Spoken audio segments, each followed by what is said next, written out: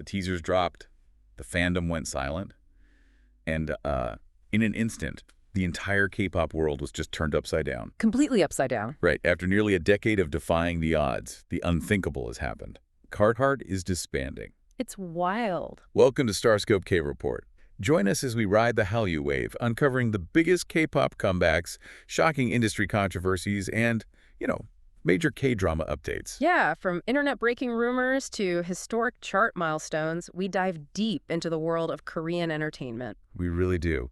And our mission for this deep dive is to unpack the headline dominating your timelines right now. The whole why KARD is disbanding, the heartbreaking final truth situation. Exactly.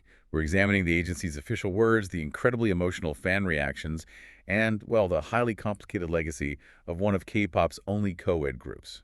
So if we look straight at the official statement from DSP Media, the announcement hit on July 6, 2026. Which honestly felt like a total gut punch. Oh, absolutely. The agency confirmed that after careful discussion, the 4 members, so that's BM, J.Seph, Somin, and their maknae, Jiwoo, they mutually agreed to conclude their journey as a group. Just reading the words KARD announces disbandment after a decade is so tough. You invest so much emotion into a group, especially a third-generation staple. Right, because you survive so much, the long periods of radio silence. The inevitable military hiatus for the male members. Yeah, the lack of promotions. Losing them feels like closing a massive chapter of K-pop history. But their final activities are actually going to center around their first and only full-length studio album. Right, Where To Now, Part 2. Oh. Nowhere, dropping on July 28th. Followed by a farewell world tour. Which is great, but looking closely at the mechanics of this disbandment, the timing makes absolutely no sense to me. How so? But why drop a full-length studio album now, Yeah. at the very end? This is a group whose entire career was built almost exclusively on mini-albums and EPs. That's a really good point. Are we looking at a genuine, heartfelt farewell gift to the fandom? Or is this an agency packaging vault tracks to cash out one last time? It's a critical question because the economics of a full studio album in K-pop are vastly different from an EP. Right, way more expensive. Exactly. A full length requires a significantly higher upfront investment. You've got A&R, choreography, physical manufacturing. Releasing one as a disbandment project is highly unorthodox. Because usually when a group disbands, the agency just drops a quick digital single. Right. Like a low-cost ballad to say goodbye. Yeah, precisely. So dropping a full physical album signals a major push. It likely means the members fought tooth and nail behind closed doors to get these final songs released to honor their fans. Utilizing whatever contractual leverage they had left to force DSP to front the production costs. Exactly. And if they had to fight that hard just to get an album out, it makes you wonder what else was happening behind the scenes. Oh, there was plenty. And that's not even the wildest part of this disbandment. Wait until you hear what netizens uncovered about the behind-the-scenes drama with their agency. The internet sleuths really pulled up some devastating receipts. They really did. And if you love staying updated on your favorites, make sure you're subscribed to Starscope K Report. We've got even bigger scoops ahead. Definitely hit subscribe. But, to truly understand why this disbandment is hitting everyone so hard, we have to look at how KARD functioned as a business anomaly. Right, because breaking the mold in K-pop isn't just difficult. It's structurally discouraged by the industry's entire financial model. Yeah. To understand their 10-year run, you have to look at the landscape of co-ed groups. They are practically non-existent. I mean, you had Troublemaker, but that was just a project duo. Right, from established groups. And AKMU, who are siblings. But a fully manufactured 4-member idol group with unrelated men and women, it fundamentally breaks the standard idol marketing playbook. Because the conventional boardroom wisdom relies on parasocial financial strategies. Boy groups attract female fans who buy physical albums in bulk. And girl groups attract male fans who drive digital streaming and attend events. Right. So the prediction was always that a mixed group would cannibalize both demographics. The industry thought fans wouldn't want to see their bias constantly interacting with idols of the opposite sex on stage. It disrupts the very fantasy that agencies monetize. J.Seph actually addressed this directly in a 2018 interview with Billboard. Oh, really? What did he say? He admitted that when he was first told he was going to be in a co-ed group, he pushed back against it. He knew the stigma and the logistical hurdles they'd face. Wow, so even he was skeptical. Yeah, but he decided to tackle it to prove that a co-ed team could exist harmoniously without being reduced to, like, a cheap gimmick. But to achieve that, they had to establish intense boundaries. The official narrative was always that they lived separately from day one to avoid dating rumors. Keeping their dynamics strictly professional. Right. But I have to push back on that a little. Like, on variety shows, they constantly joked about how they would never ever date each other. They treated each other like annoying siblings. Sure. Was the physical separation purely logistical, or just a highly effective PR narrative to bypass the usual fandom jealousy? I mean, it was almost certainly a strategic PR shield, but an incredibly smart one. By living apart, they eliminated the possibility of netizens capturing them, coming in and out of the same building at odd hours. Giving fans the reassurance that it was all business. Exactly. But while they were successfully navigating those domestic stigmas, they stumbled into a sound that would define their legacy. And ironically, alienate them from the Korean charts. Yeah, they pioneered this fusion of Latin pop, moonbottom, EDM, and hip-hop. Moonbutton. I remember when Don't Honey and Don't Recall dropped. That specific reggaeton-infused rhythm was everywhere. It was so catchy. But here's the catch. That specific sound completely bypassed the domestic Korean charts. Listeners, they weren't looking for Latin club beats.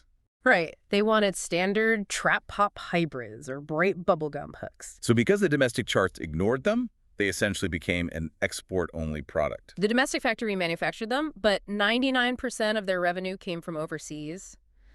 They cultivated a massive, global, hidden KARD fandom. It's bloating across Latin America, Brazil, North America, Europe. They were a Halliway phenomenon operating entirely outside the traditional domestic validation loop. It's like an agency owning the recipe to a localized restaurant franchise. In Korea, no one was walking through the door, but internationally there are lines around the block. That's a perfect analogy. They were the global all-kill in our hearts, even if the domestic charts didn't reflect it. Which perfectly explains the current split in audience reception. Domestic Korean netizens are reacting with, like, mild nostalgia, appreciating their mature, sexy bangers. But international Reddit fans, Yeah. the emotion is so raw. It really is. There's a bittersweet gratitude. They're heartbroken, but immensely thankful they're getting a proper farewell tour rather than a silent disbandment. And because domestic charts ignored them, KARD's absolute lifeline was international touring, which is exactly where the financial mismanagement began. Right, and what ultimately fractured the foundation of the group. Let's dig into what really happened behind closed doors. Because if you look at the Reddit discussion surrounding BM's recent live streams, the tour logistics were a disaster. The controversy centers heavily on BM's solo tour. Fans uncovered allegations that DSP Media and a partnered middleman company, HY, severely mishandled the tour funds. And we need to explain how this actually works, because it's not just a simple matter of someone stealing money. No, it's a structural issue. In Kpop international touring, an agency like DSP demands a massive upfront guarantee fee. Right. The local promoter pays that fee before a single ticket is sold. Right.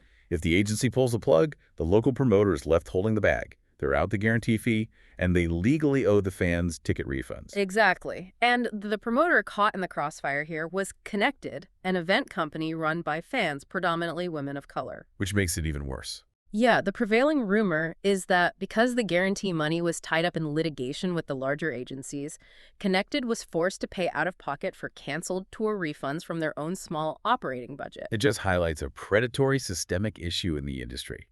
Giant entertainment conglomerates pushing all the financial risk onto smaller, local promoters. It is devastating. And this financial friction wasn't the only issue. There was immense fan frustration regarding how KARD's solo potential was criminally wasted by DSP Media. Oh, don't even get me started on Jiwoo. She is an incredible matinee, a powerhouse rapper, and a stunning vocalist. So talented. She made her solo debut in February 2026 with the EP, Exist, and fans noted that the agency provided virtually zero promotional support. After 10 years of loyalty and keeping the company afloat through international touring, you'd expect DSP to roll out the red carpet. You really would. It speaks to a profound lack of internal investment. But if we analyze BM's recent livestream, there is a crucial contradiction we need to synthesize here. Despite all this glaring agency mismanagement and canceled tours, BM explicitly stated on the record that DSP and KARD are still family. Which is wild to hear. He went out of his way to say that if DSP ever wanted to do another KARD album in the future, he would be fully on board. If he's saying they're still family, that completely contradicts the narrative of a bitter agency feud. It changes the entire context. It really does. Are we looking at a trademark hostage situation instead? Like, if the artists love each other and they're willing to stay together, why can't they just leave DSP and continue as KARD somewhere else? Because of South Korean intellectual property precedent, Hmm. to DSP Media, the name KARD, the official logo, the entire back catalog of songs, that is their corporate IP. It generates passive income through streaming royalties. Exactly. If DSP lets the members take the name to a new label for free, they lose a massive financial asset. We've seen groups successfully negotiate for their trademarks, but that usually requires immense legal leverage. Right, it's exactly like the franchise analogy again. The chefs want to leave and cook the exact same food across the street, but the agency legally owns the menu and the branding. So the members are basically forced to disband in name, even if they remain a team in spirit. Leaving the fans caught in the crossfire of corporate red tape.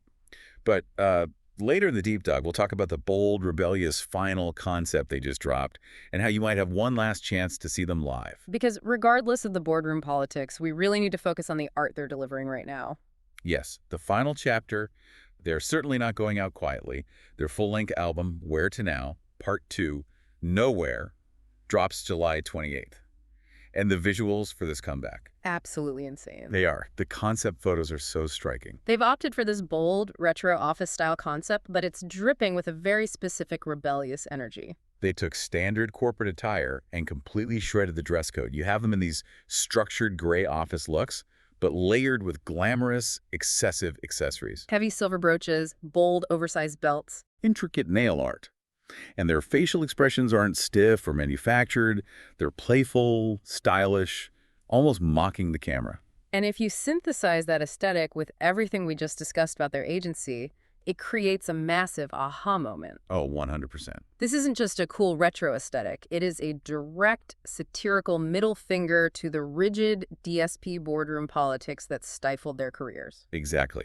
Shredding the corporate dress code is a visual metaphor for shredding the agency constraints.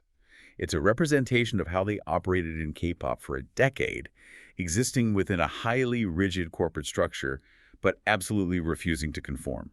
It makes you wonder what the sonic landscape of the album will be. Will they return to their classic Moonbottom roots or push into something completely experimental for their final bow? The answer is going to unfold live on stage, because alongside the album release is the Drift/Now Here farewell tour. The tour has already kicked off, starting in Tokyo on July 4th. Next up is a highly anticipated opening concert in Seoul on August 8th. After that, they're mapping out massive international stops across Europe and Asia, Including a huge show in Singapore at the Marina Bay Sands on September 27th. which is a massive milestone because it's their first time performing in Singapore since 2019. But the touring infrastructure remains fragile, sadly. There have already been fan complaints regarding the tour routing, Yeah, fans in Australia have expressed deep disappointment over canceled dates. with the promoters citing unavoidable local circumstances. And when it's a farewell tour, those cancellations sting infinitely harder because fans know there won't be a next year to make up for it. It brings up all that same financial anxiety we discussed earlier, but for the stops that are successfully happening, the reports are incredible. The members were heavily involved in the stage production, right? Yeah, they built the set list from the ground up, ensuring that their own narrative, their 10-year story, is brought to life exactly how they envisioned it.